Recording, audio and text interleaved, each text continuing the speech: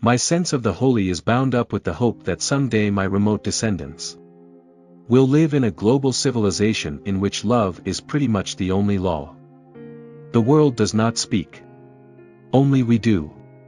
The world can, once we have programmed ourselves with a language, cause us to hold beliefs. But it cannot propose a language for us to speak. Only other human beings can do that. I now wish that I had spent somewhat more of my life with verse. This is not because I fear having missed out on truths that are incapable of statement in prose. There are no such truths. There is nothing about death that Swinburne and Landor knew but Epicurus and Heidegger failed to grasp.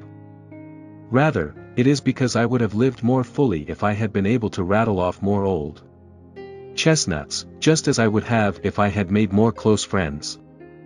The orthodox tend to think that people who, like the postmodernists and me, believe neither in God nor in some suitable substitute, must feel that everything is permitted, that everybody can do what they like. What makes us moral beings is that, there are some acts we believe we ought to die rather than commit, but now, suppose that one has in fact done one of the things one could not have imagined doing, and finds that one is still alive. At that point, one's choices are suicide, a life of bottomless self-disgust, and an attempt to live so as never to do such a thing again. Dewey recommends the third choice.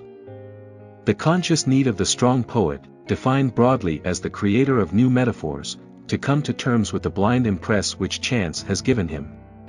To make a self for himself by redescribing that impress in terms which are, if only marginally, his own. But you cannot urge national political renewal on the basis of descriptions of fact. You have to describe the country in terms of what you passionately hope it will become, as well as in the terms of what you know it to be now. You have to be loyal to a dream country rather than to the one to which you wake up every morning. Unless such loyalty exists, the ideal has no chance of becoming actual. This cultural left thinks more about stigma than about money, more about deep and hidden psychosexual motivations than about shallow and evident greed.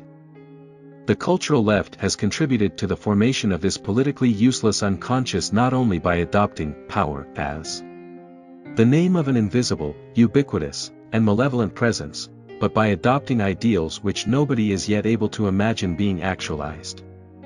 Among these ideals are participatory democracy and the end of capitalism.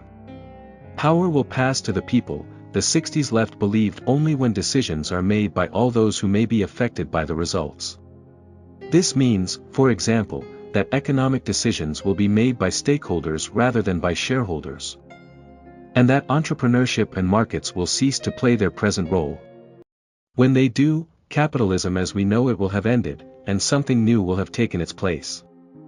The reason for thinking that there will be no last philosophy is simply that no answer can fail to be an answer to a question, and no question can guarantee its own permanent relevance.